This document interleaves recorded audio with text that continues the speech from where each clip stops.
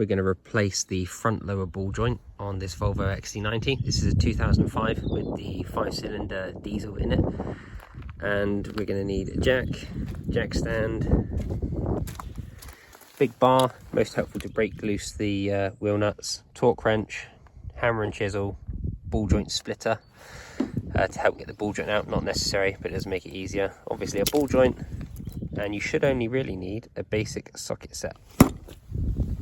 So I'm going to break loose the wheel.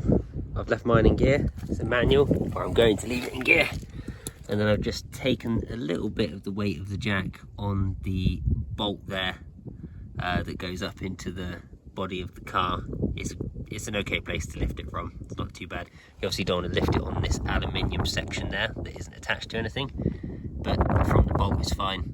And that just stops it from rolling. The handbrakes on these things are terrible. Sometimes when you're trying to break loose the wheel, they're so tight that the car starts to roll before it breaks loose.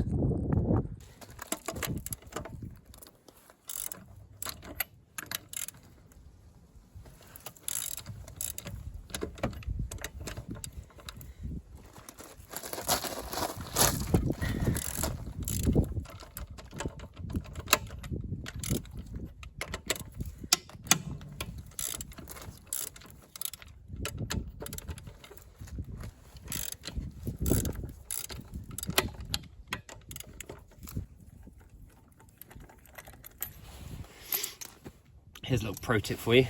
If your jack doesn't lift very high, but just high enough to get the wheel off,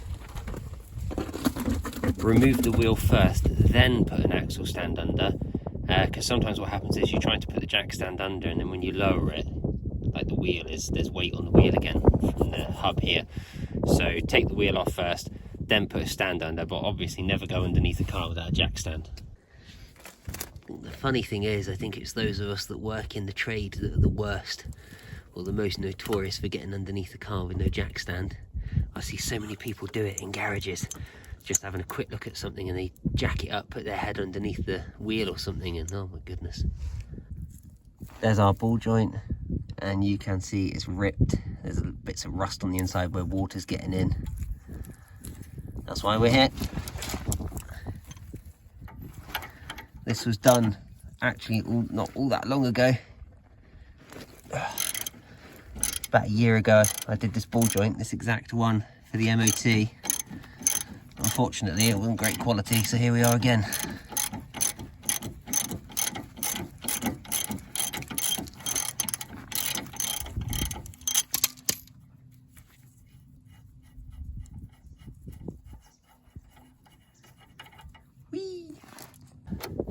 And this is going to make easy work of getting our ball joint out.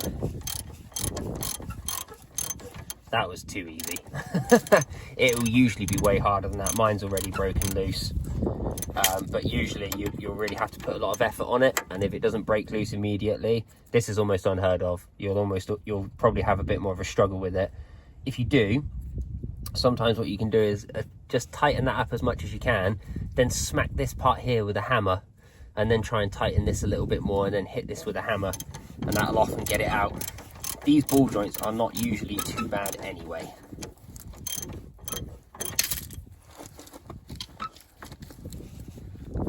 Mine will literally come out by hand. Well, that's a nice win for me, but then as I said, I did this a year ago, so it's not like it's been in there for ages. There's two 15mm bolts holding the ball joint into the bottom of the hub. I'm going to break those loose. That's one. There we go, that's two. I want to take these bolts out completely.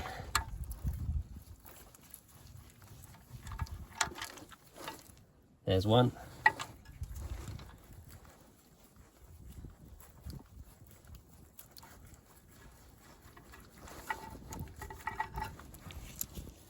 There's the second one.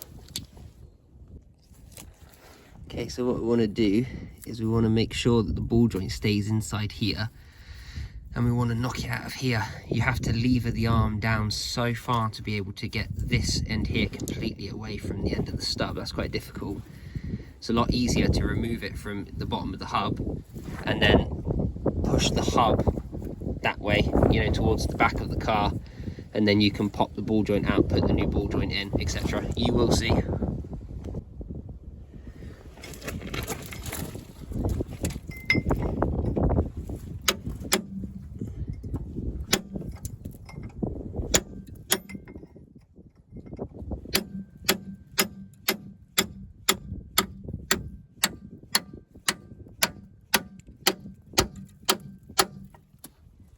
There we go, see it separate, and you can also see all the rust.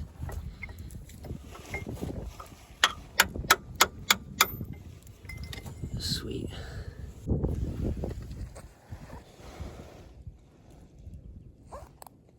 I've also done the same on this side here, just broken it loose. So now we should be able to just knock that the rest of the way out of the hub pretty easily.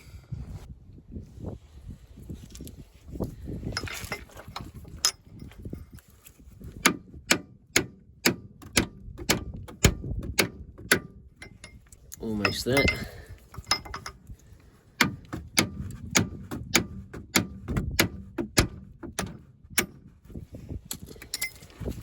Okay, we're pretty much out now. We're just catching on this back edge. So the ball joint is in a funny position, so we're going to remove the tie rod end so we get a little bit more movement on the knuckle.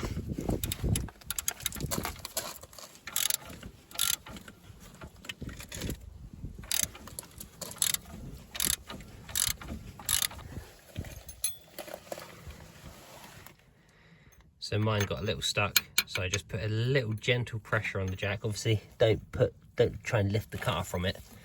A little bit of pressure on the jack to stop the joint from spinning, so that I can get this nut off. There's quite a lot of corrosion on there, on the inside as well. Sweet. Now we can break this one here loose, same way that we break loose the ball joint. Okay, well, I didn't need the puller on mine just dropped out, but as you can see, the joint is finished.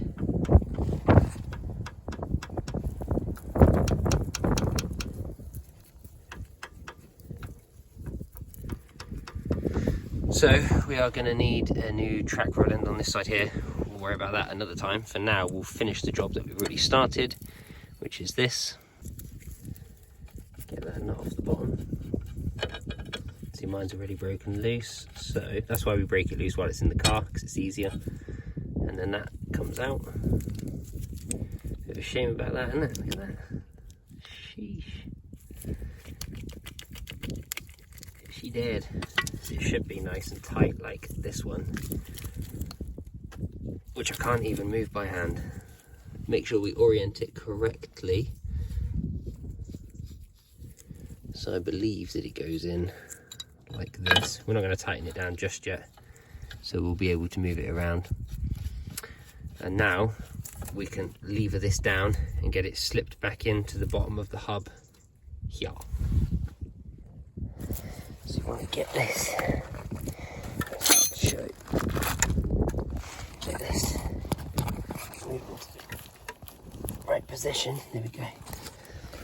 So I haven't got it in yet, you kind of just need to get it in a tiny bit. You won't get it in all the way first time, but that's not bad. And now what we can do is we can gently tap this up into the hub, and then we can get our screws aligned, but try to be careful that you align the screws properly, the bolt holes, the threads, before you try and put them in, because if they're on an angle you could very easily cross thread it. So it's very important to get the ball joint seated first and then line up the bolt holes. Don't use the bolt holes to pull up the ball joint. So I'm struggling to get it into the hub far enough, so I'm just going to lift it with the jack a little bit to help improve the angle. See the hub straightening itself up there, and now I'll give it a little couple of taps to seat it home the rest of the way. This is probably the most important part of the job. Put a bit of blue thread lock on it. You can see I've put some on there, and make sure that the bolts go in by hand. So you can see I've not got it all the way in, but as long as you can get the bolt in by hand a few turns like that, I don't mind pulling the rest of it in with the ratchet. what I was trying to get at is, like, if you're only getting one thread in there and it's not very much, and then you try and turn it, you pull the thread out, or worse, if the angle's wrong, cross thread it. Once it's close like this, it's a pretty safe bet. So just want to make sure that the gap on the ball joint is properly seated, which it is.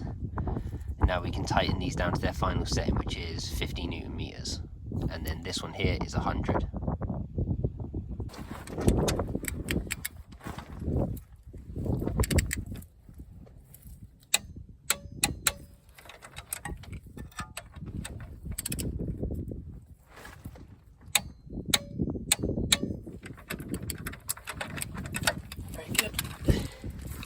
And this bottom nut, in case I forgot to mention, is 100 Newton meters.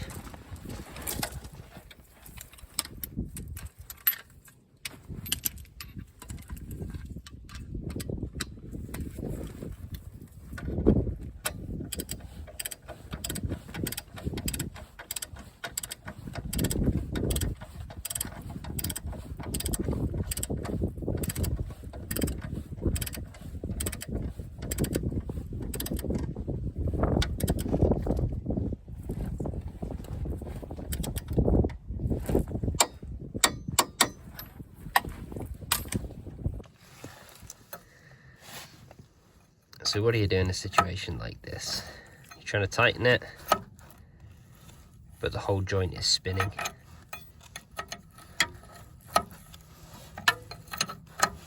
See, like that? What we're going to do is we're going to tap this socket on the end of it so we can hold the joint with a ratchet, and then we can tighten up this with a spanner. So we're just going to torque this down now, now that we've got it just snugged up. 70 Newton meters now.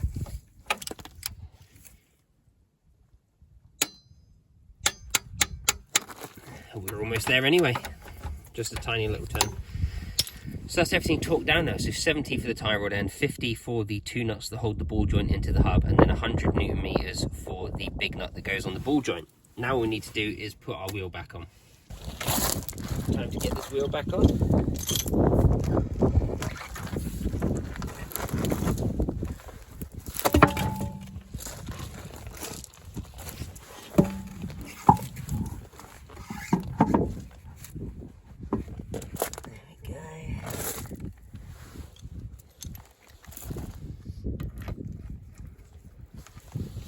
Just remember, if you've taken out your axle stand, obviously don't put your feet underneath the car, ever.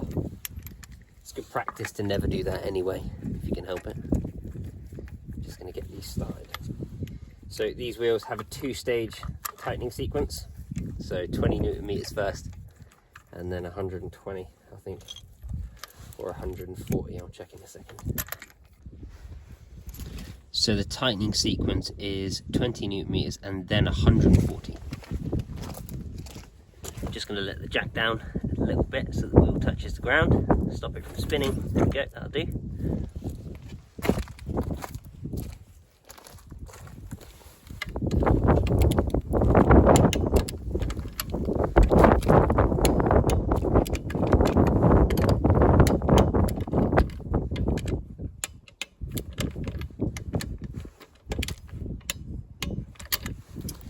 Okay, so that is the 20 Newton meters done, and now we want to go all the way up to 140 Newton meters next, and we are there now.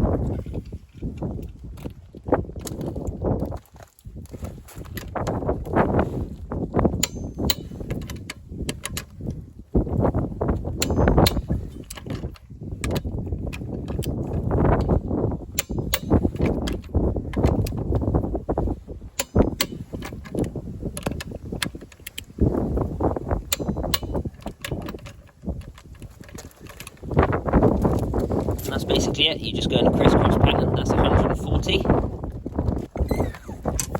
Let the car down all the way now, let the jack out, and that is it. A ball joint replaced on a Volvo XC90. Bit of bonus footage. How bad is this ball joint? Even just gravity will make it drop. I mean, you know the other one I couldn't even move it by hand before, and yet look at that. As soon as I move my finger away, it just drops on its own. That thing is done.